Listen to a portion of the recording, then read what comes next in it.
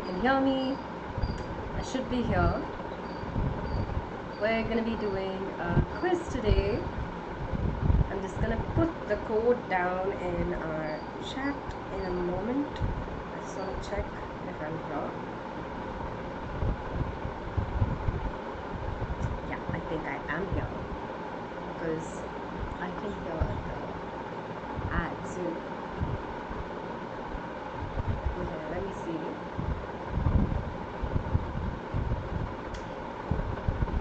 Yeah, I'm very much here. Hello, I'm Shree. I am, as always, your English educator for grades 11 and 12.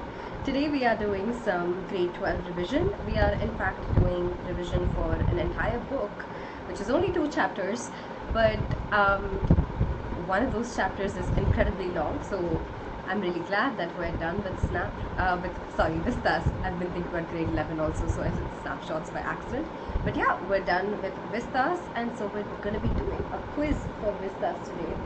It's a Menti quiz, as always. You can go to menti.com and type in this code, which is 93285233, and I'll type that out in the chat box for you, and you can just use that to join me on menti.com. And while you're doing that, I'll tell you some things about Unacademy. I think all of you know by now probably that there is an Unacademy app. It's a learner's app that's on Google Play Store. It's also on the Apple App Store. You can download it and you can try like a ton of features on it for absolutely free. It's a pretty cool app because it has this feature that I really like on it called How to Ask It Out. And basically it's a way for you to just like ask any doubt that you have to educators and you'll get a reply on it. So if you're having any trouble studying something, if there's a particular concept that's giving you trouble or anything like that, then you should just go ahead, download the app and take advantage of this feature. It's a good way to like clear any questions that you might have still. I also want to tell you about Unacademy Plus, which is something that Unacademy offers. It basically is access to a lot of courses, a lot of study material, practice tests, live tests, doubt clearing sessions, answer writing sessions. Unacademy Plus is basically a way for you to prepare like all of your syllabi with like help from educators.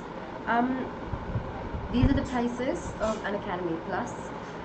The per month cost is a lot less if you take the subscription for a lot longer. If you're enjoying like these YouTube courses, then you should know that basically Unacademy Plus is like YouTube expanded with a lot more courses and a lot more educators. So yeah, that's the thing about Unacademy Plus. It's a lot more expansive version of YouTube. There's also something called Unacademy Iconic, which is basically individual learning for just you. So if you're interested in learning on your own with educator support and not like working with a group of people maybe, then Unacademy Iconic is definitely. Also, am I freezing a bit? I feel like I'm freezing a bit. I can see myself freezing a bit in like on the YouTube screen that's there. Hi Yash! Nice to see you've come back for the quiz.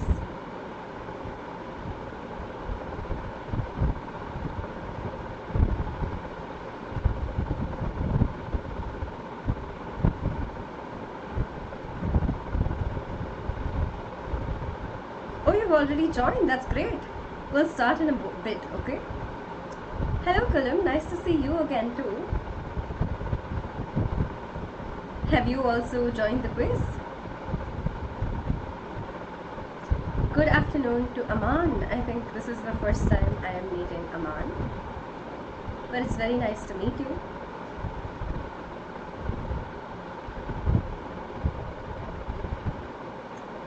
Very quick thing about Unacademy Iconic, individualized learning platform. As I said, these are the prices of Iconic.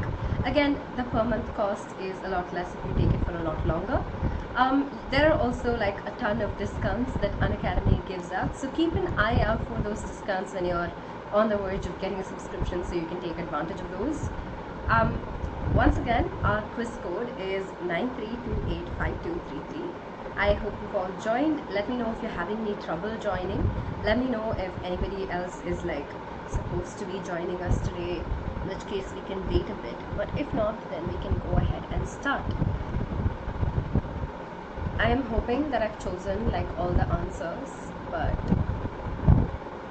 I am, as you know, occasionally forgetful. So in case I haven't chosen the answers, I hope you'll very much forgive me. Okay, give me a second, okay? I'll be right back. You can't see the entirety of my screen if I'm like this. So give me one moment, I'll be back. Okay, I should be back now. I'm just gonna stop presenting.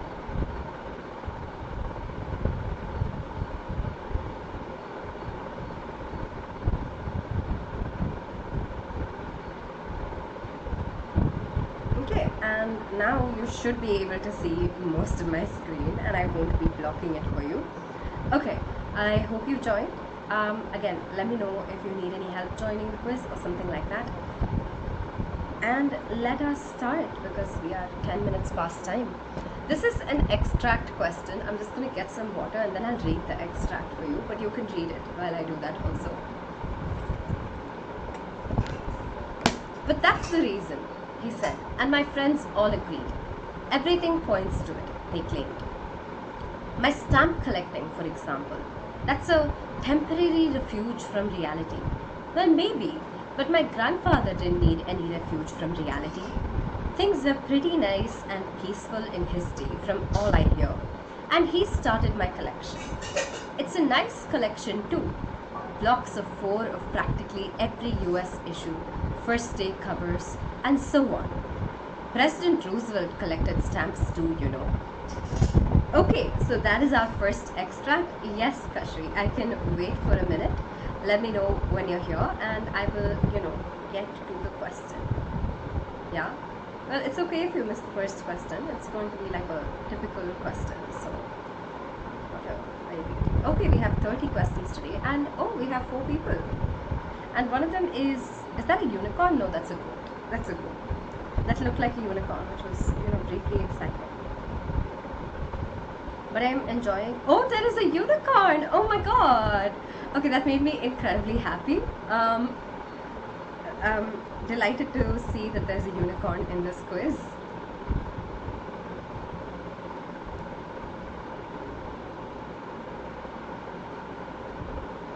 Okay, question 1 is a typical question. Name the author.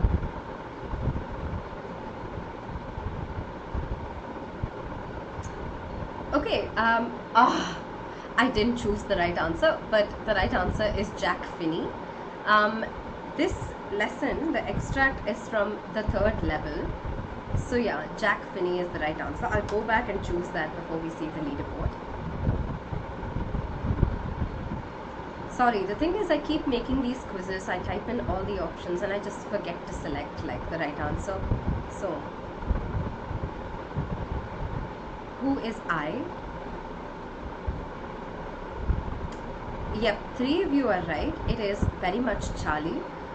It isn't Jack because, well, in some cases the author isn't necessarily the narrator. They're just writing in first person and somebody else is the narrator. They're just writing from that person's point of view, right? And in this particular case, Jack Finney has created a character called Charley, from whose point of view he is writing.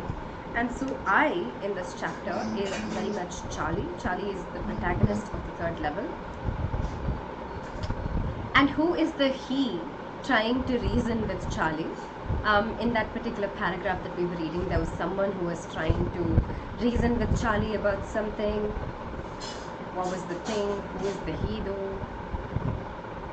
That's a very vague paragraph if you read it out of context from the rest of the lesson. Which is why it's interesting to use as a quote extract.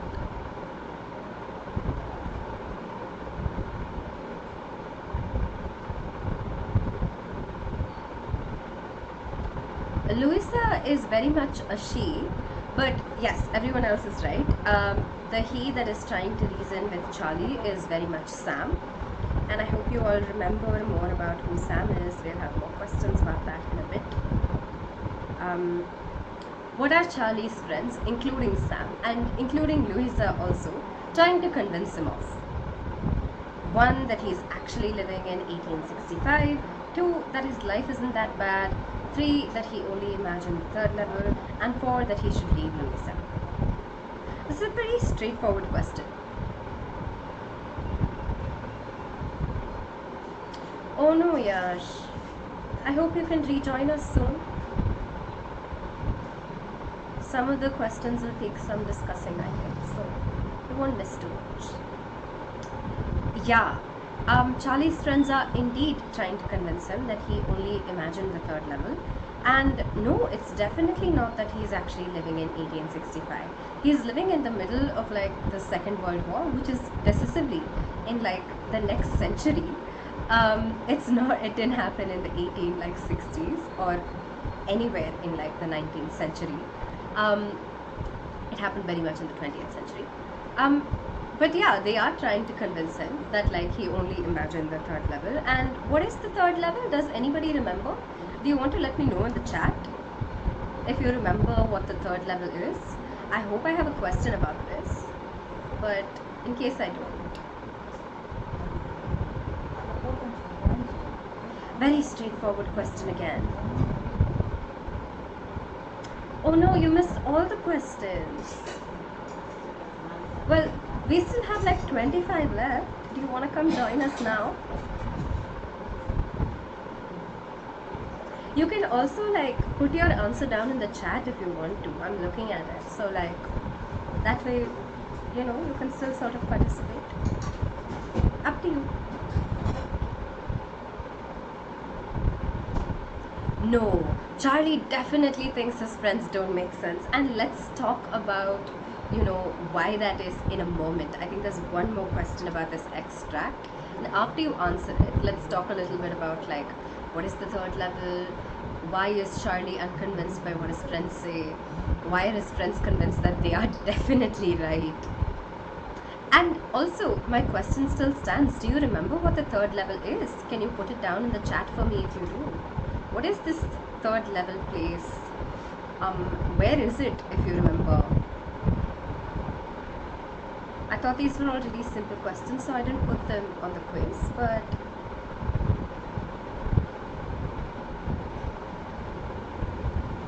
I'll start discussing in like 20 seconds, but I just want to wait to see if somebody wants to tell me what the 3rd level is.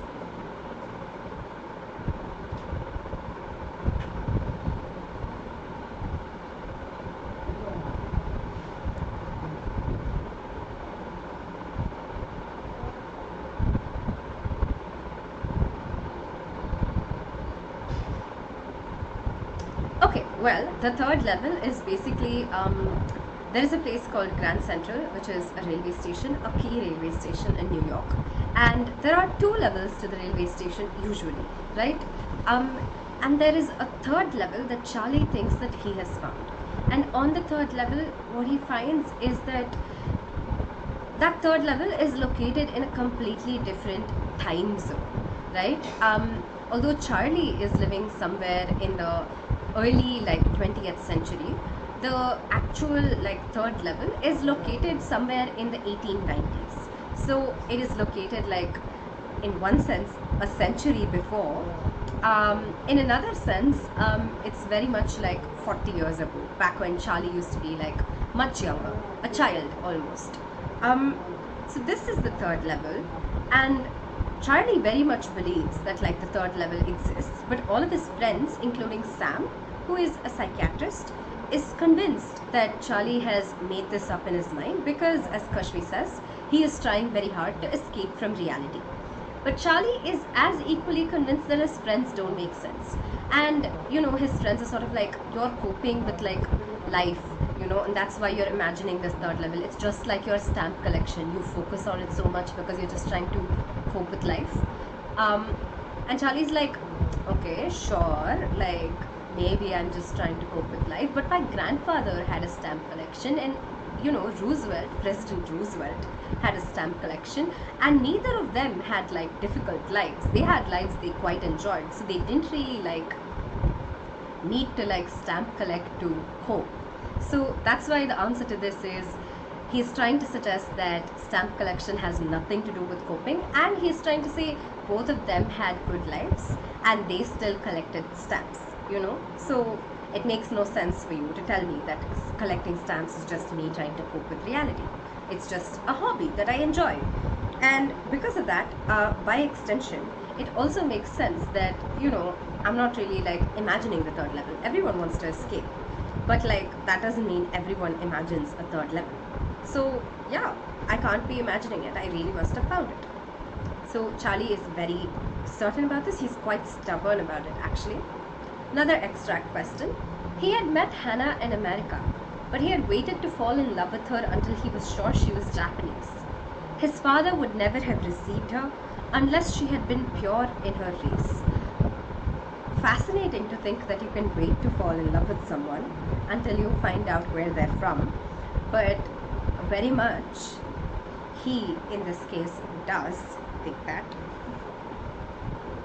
Who's he? Very quickly. Okay, never mind. The answers showed up, but he is Sadao. We've switched to a question from the enemy.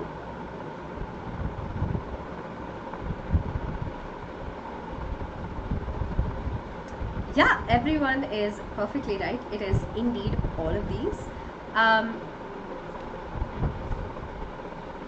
So here, like, you know, he says that he waits to fall in love with her until he was sure she was Japanese. So even though he's kind of like interested in her and he's sort of like, I could like this person, he's like, okay, but I shouldn't like her unless I know for sure that like she is acceptable to my family and to my country.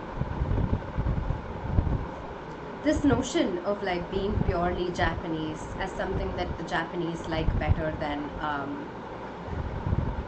someone who is half Japanese, for instance. So even if Hannah had been like half Japanese and half American, she wouldn't have been acceptable, right?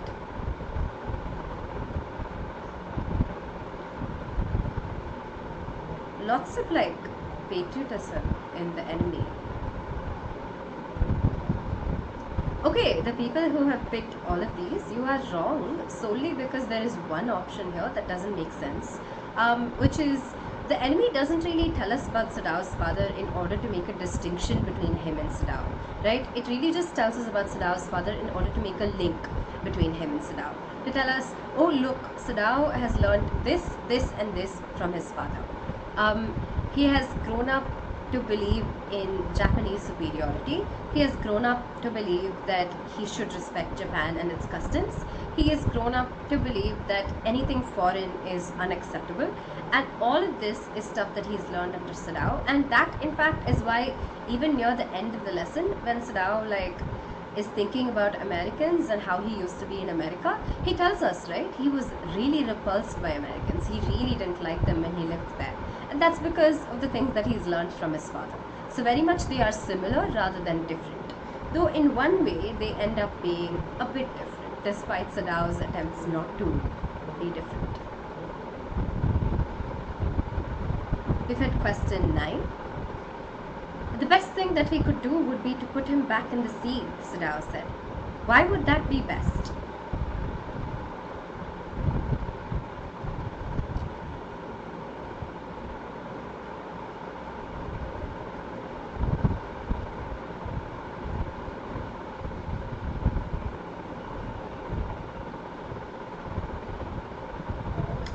Yeah, 2 reasons.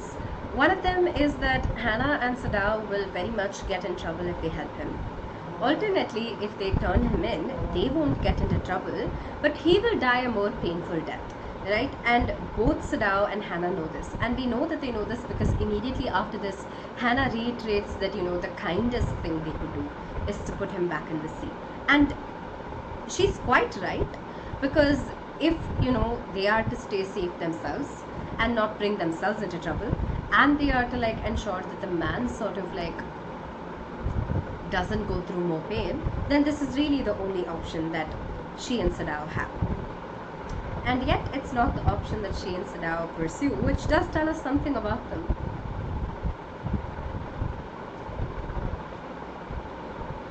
This is an easy question. How do they realize the man is American?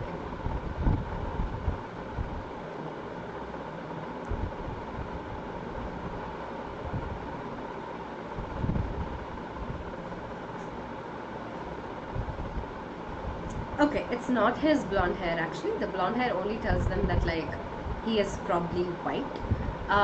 It's the cap with like US Navy written on it that tells them the man is American, and it also tells them that the man is probably a prisoner from a war.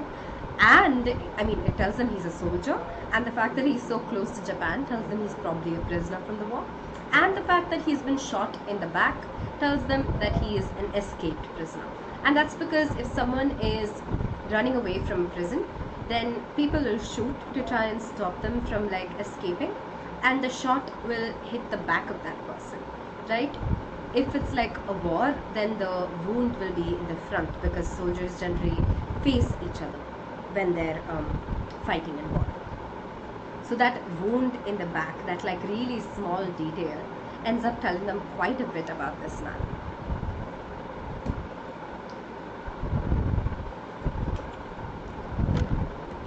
Charley has a very interesting theory about the key like railway station in New York.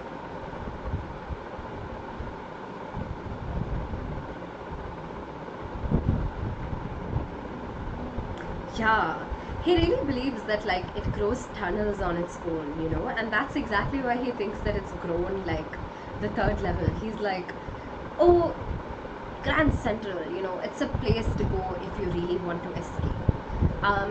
This is the place that people have been using to escape all the time.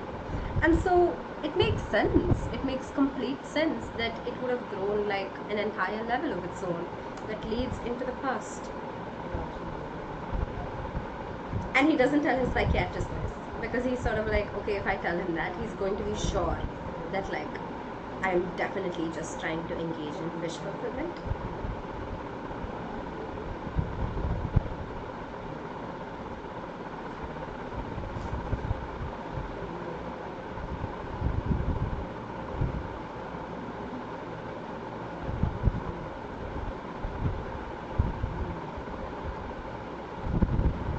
Choose whichever you think is right. There are like a couple that are correct. Okay, yeah, most of you are right. 3 of these options are right also. Ticket booths exist both in like the 19th century, the 20th century, and even now in the 21st century. So the ticket booths are really not what give it away to Charley. What gives it away is all of the different styles of clothes, the different styles of mustaches, women wearing, what is it? Leg of mutton, sleeves, and also like the man in the ticket booth who like is wearing a particular kind of clothing, all of that gives it away to Charley, and the gas flame lamps give it away. The train gives it away to Charley, and so do the brass spittoons. And I want to ask you if you know what brass spittoons are. I think that should be this question. It's like, yeah, what are spittoons? This is just a fun definitional question.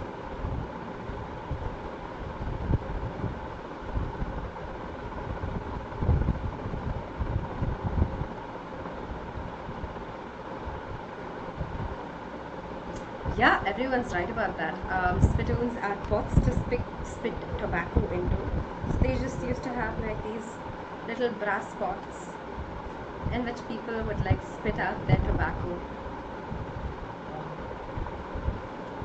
What is the gardener's reasoning for saying that Sadao should not save the man? There is like one primary reason that the gardener gives.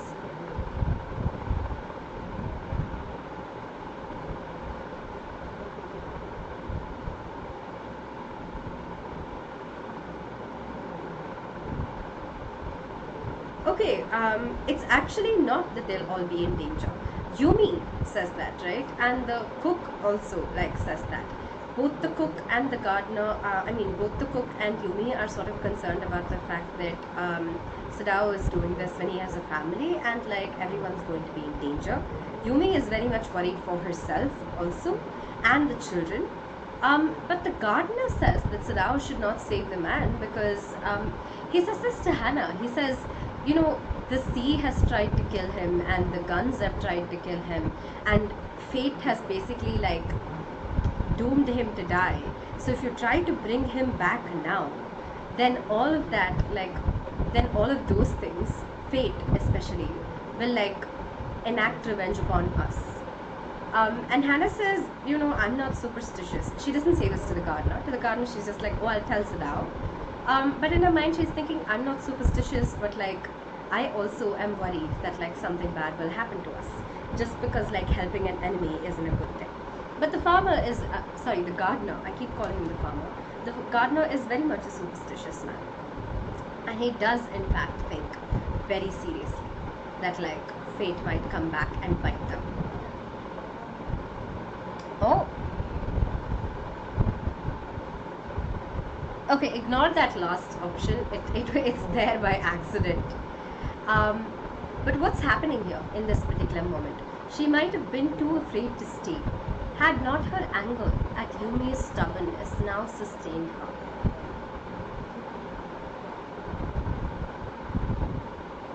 Okay, all of these options are weird. Sorry, don't know what's happening. Yeah, I'm sorry. This question, you can disregard it. Something's happened to the options. As you can see, the last three are just the quote, and I'm not sure why they're the quote. They were supposed to be different options. But basically, yeah, whoever said Hannah's belief in her own superiority overcomes her fear, you'd be right. In this moment, Hannah is convinced that oh, Yumi, why are you being so stubborn? It doesn't make sense. He's not actually harmful. He's just a helpless man. We can clean him and nothing will happen to us. And in that anger at Yumi refusing to do what she's asked to do, she becomes very condescending towards Yumi. She's sort of I'm better, and so I will go ahead and do this. I will prove that there is no danger in doing this. Yumi just doesn't know better. So that sort of superiority lets her overcome her fear. Sorry about the options on this one.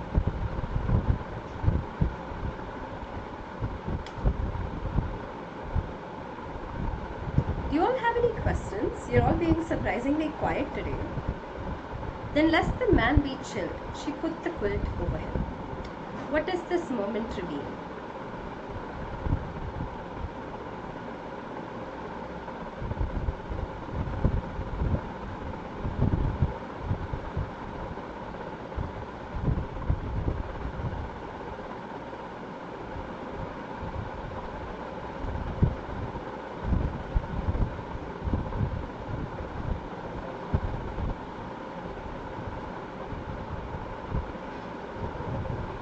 Okay, Hannah doesn't feel guilty, right? She isn't responsible for this, and she very much knows that. She does feel concerned that the Japanese government may be doing terrible things to prisoners, but still she doesn't feel responsible. She just feels horrified at the thought. She's also not taking care of the man for Sadao's sake, right? Even though it is Sadao who seems more willing to help the man, in this moment it's not Sadao that she thinks of. All that happens is she thinks, oh, he'll probably get cold, and then she puts the blanket on him. And in this moment, Hannah lets go of all of the worries that she has, all of the anxieties that she has about them being Japanese and helping a white person, and she thinks in very basic terms of need. If someone has just come in from the sea and they've been in the sea for quite a while on a chilly night, then they're going to get cold unless they're covered up, right? And she's just oh, okay, he might get cold, and so she just puts the blanket on him. So it's very much an action that's kind and considerate, although she has been trying very hard not to be kind or considerate to this man.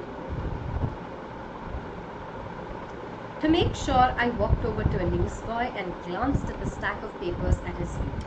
It was The World, and The World hasn't been published for years. The lead story said something about President Cleveland. I found that front page since in the public library files, and it was printed June 11, 1894.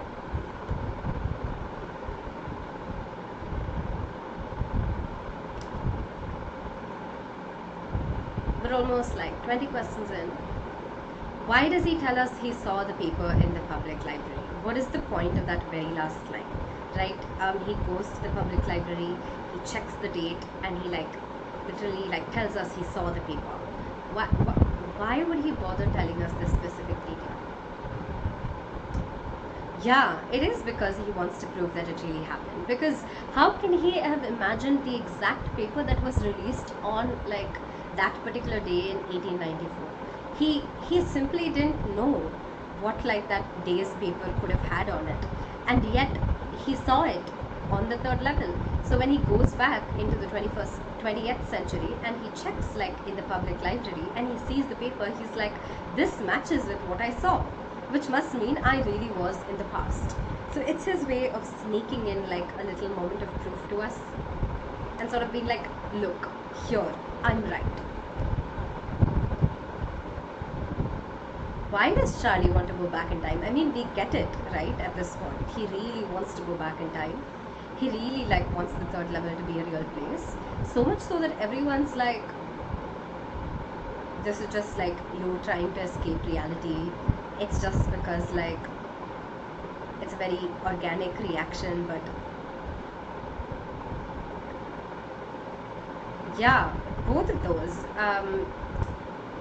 Part of it is because currently, as I said, the Second World War is going on, and so everything is terribly full of anxiety. And part of it is because those times were a lot happier for Charlie. And wait, let's see if I have a question about this, and then maybe we can talk about why they were happier for Charlie. Okay. Yeah, this is pretty obvious, but I want you to know the word wish fulfillment. I mean the phrase wish fulfillment and what it means. Does anyone know what it means?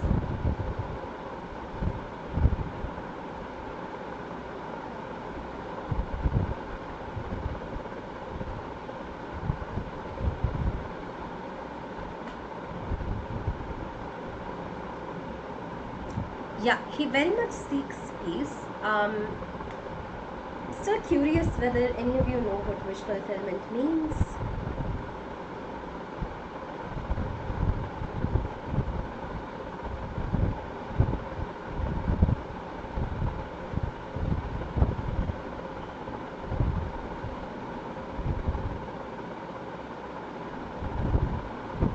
Okay, well, wish fulfillment is basically a phrase that refers to the fact that all of us sort of have desires, right? All of us have things that we want to happen to us, wishes, and sometimes those wishes can't really be fulfilled, they can't really come alive, and so we kind of try to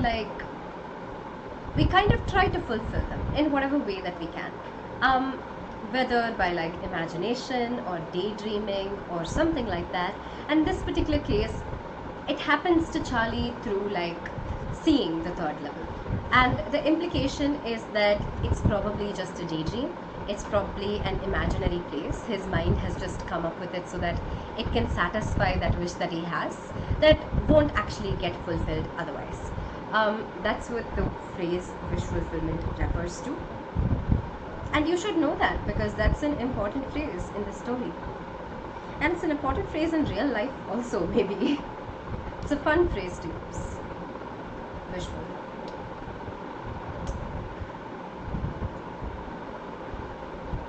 Why does the general not turn Sadao in? Like, Sadao fully like goes to the general to help him out, and then he's like, yeah, by the way, I have like this American prisoner in my house, and the general's like, well, okay, cool.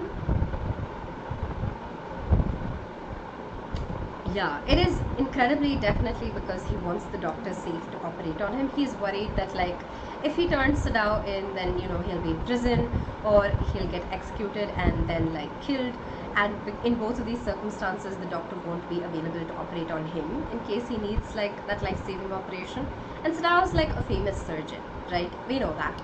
And the general is also worried that if he turns Sadao in, then you know Sadao will turn on him and not take as good care of him even if he is left alive, say in prison. That's quite reasonable of the general, maybe. Very selfish, but still. Worked out for Sadao. It seems a pity that we cannot better combine the German ruthlessness with the American sentimentality. Then you could turn your prisoner over to execution, and yet I would be sure you would not murder me while I was unconscious fascinating extract, very revelatory about the general's character, and I'm curious what you all think about this, and what you all make of the phrase American sentimentality.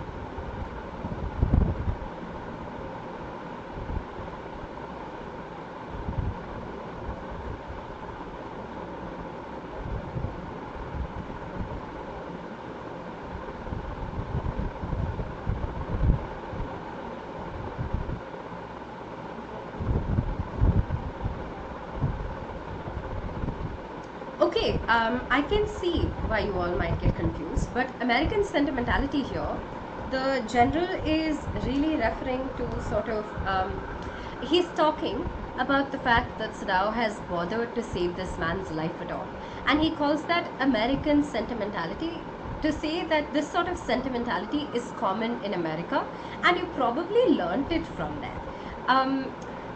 So he is attributing like the characteristic of sentimentality, of like giving into your feelings and sort of just like taking care of someone even though you're not supposed to, even though there's no benefit to you, even though it's quite a stupid idea to take care of them. He's referring to that as quite an American idea. In contrast, he says, is the German philosophy, which is much more ruthless and a lot more harsh, merciless, does what needs to be done and moves on. And he's sort of like, you know, Sadao, what would really work out for us is if you could combine both of those right now. You know, let's say you turn over the prisoner, and that could be like the ruthless part, and then you could be sentimental towards me when you're operating on me, and like make sure I come out of it alive. You know, and that way we could be quite certain that like everything would work out for us. The implication is that the American sentimentality that's there in Sadao, that sort of softness, that sort of impulsive action where he sort of takes care of like this stranger, the implication is that that kind of softness will impede the way that Sadao can take care of the general. That if the general forces Sadao to give over the prisoner, then Sadao will retaliate at some point by accidentally like not caring too much about the general's operation, or murdering the general when the general is under the sedative on the operation table, you know, and make it look completely like an accident. He's sort of like, well, tragic that you have to have this sort of care for people. So that's what the general is referring to here. So very much it's the sort of softness that Sadao displays in contrast to the German harshness. It's a bit stereotypical, honestly, because to say that like different characteristics can be attributed to like different countries is stereotypical, but the general does it, and so we should understand what he's saying.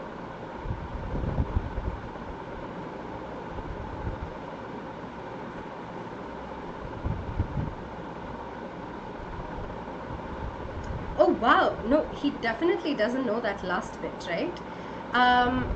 If he knew that last bit, things would end very badly for Sadao. He doesn't know that Sadao plans to help him escape. In fact, Sadao doesn't know that he plans to help the prisoner escape. So it's not that one. It's, I mean, Sadao also very much says yes to him killing the American, and in fact Sadao is quite happy at the thought at the beginning. He's like, well, this sort of solves my problem. So it's not the second either. I'm glad nobody chose he feels bad for the American, because he decisively does not care about the American. But the two people who chose he forgets because of his pain are correct, because the general is so self-absorbed that he forgets that he made this promise to Sadao at all. What is the final proof Charley gives us that the third level is real?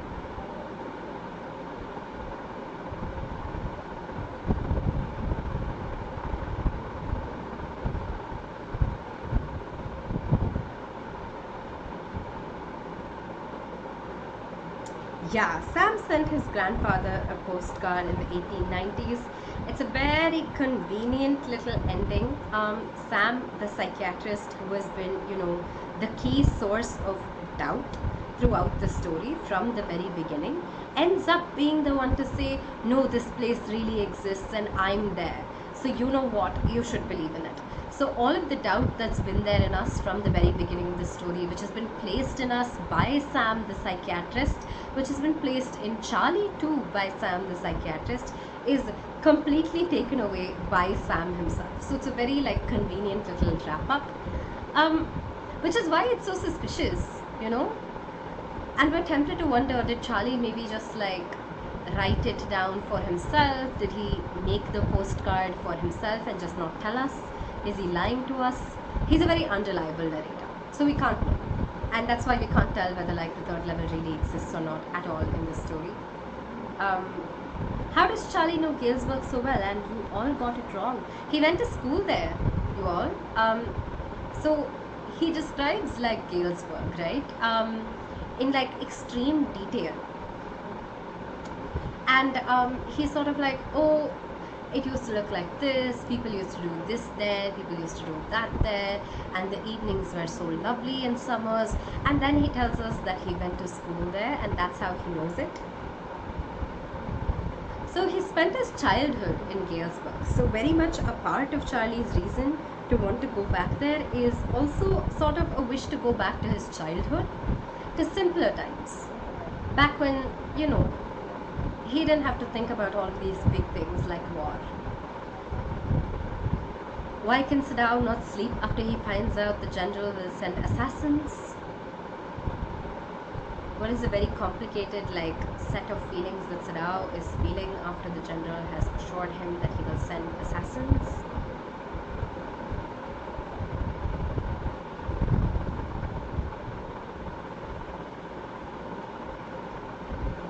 Okay, two things.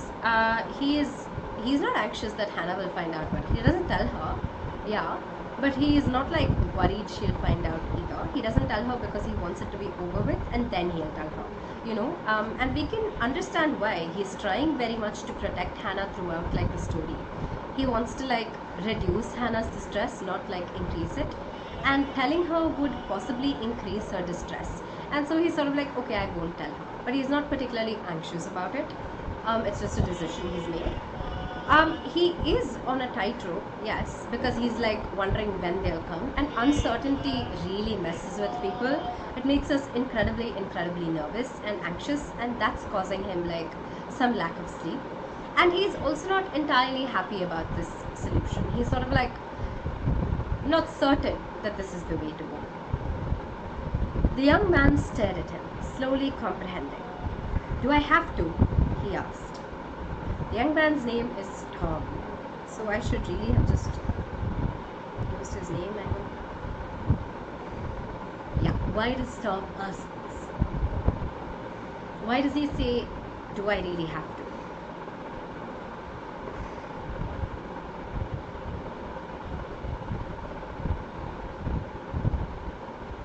Sadao is basically giving him like an escape route. He's planned everything out for Tom. He's like given him like a series of instructions to follow, gotten him supplies, everything. And Sam's like, do I have to go? And why does he not want to go? The implication is just that he wants to stay, but why would he want to stay?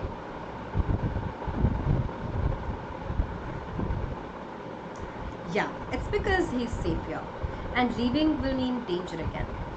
It's also because sometimes we just get used to being in a particular place and being told that, oh, you have to leave here after you've spent like a while here, relatively safe. Quite distressing thing.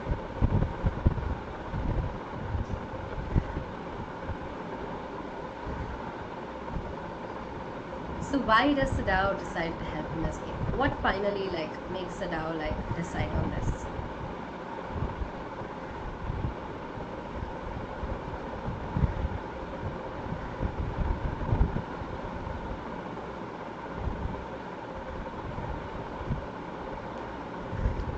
Yeah, two things. Again, he doesn't actually want him to die. And we know this because like Sadao could have done anything, right? He could have like reminded the general that the general like had promised to send assassins. But he doesn't. He chooses instead to let Tom escape.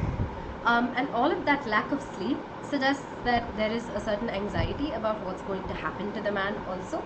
Because if he was just like, oh, okay, the man's going to get murdered tonight, so it's all cool, let me like sleep well because my problem is solved, then like that would have made sense, you know. He'd have been like, okay, cool, I'm happy that this is happening.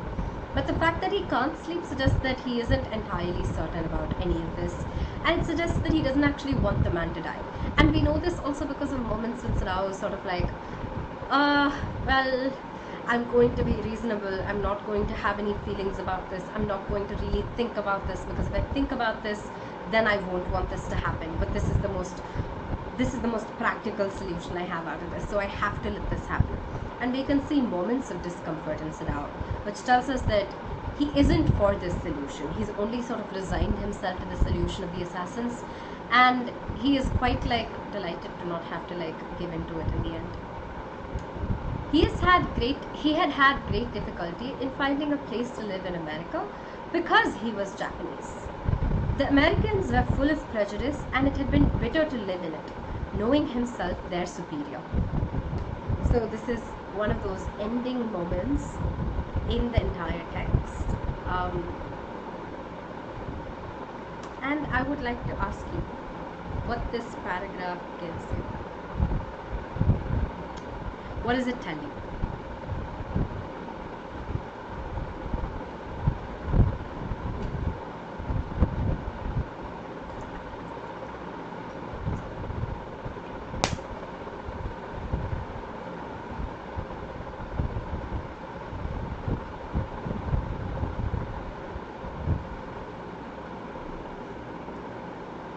Well, it's really all of the above. It does tell us about the hypocrisy of the Americans and the Japanese. They both like consider themselves superior to each other, which is very funny in many ways. It does also tell us about Sadao's ingrained hatred of Americans, because he's sort of like, it had been bitter to live in it, knowing himself their superior. So he very much thinks he's better than them, and he very much doesn't like them either. And yeah, it definitely tells us about the way hatred reinforces hatred, because if, you know, two sets of people hate each other and they're both terrible to each other, then all that's going to be there in the room is hatred, right?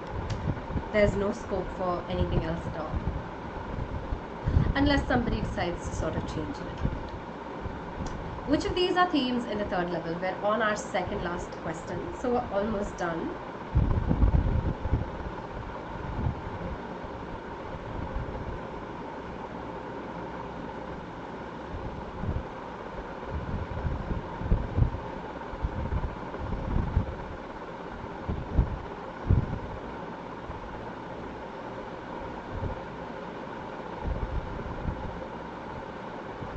Okay, it's not all of the above, because the dangers of hobbies is not really a theme in the third level, right?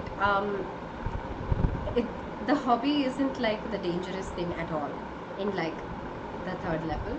So it's escapism and the stress of war that are themes in the third level. But good job on picking like escapism. And finally, which of these are themes in the enemy?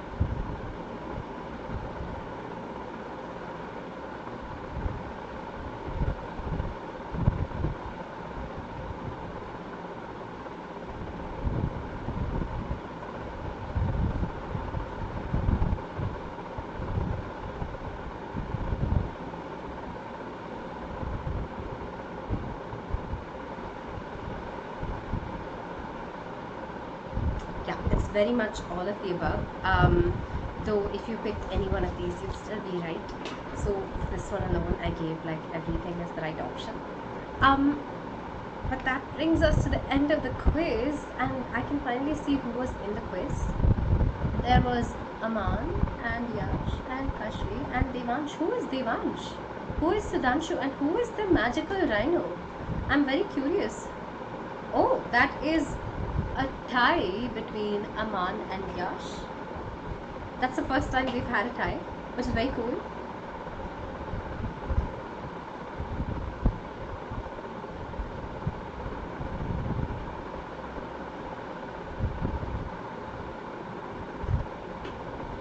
Oh, hello Devansh. Nice to see that you're on the YouTube live also. Okay, good job to both of you, and good job to everyone else who took the quiz too. And thanks very much to everyone for being here today and for listening and participating in this quiz.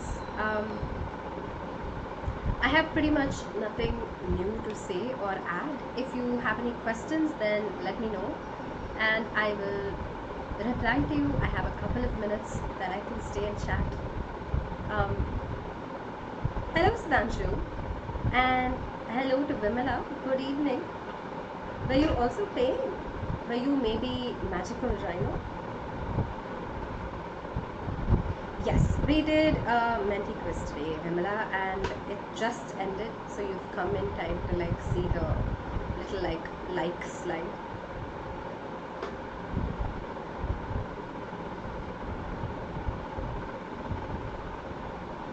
Yeah, Yash and Aman died on the quiz.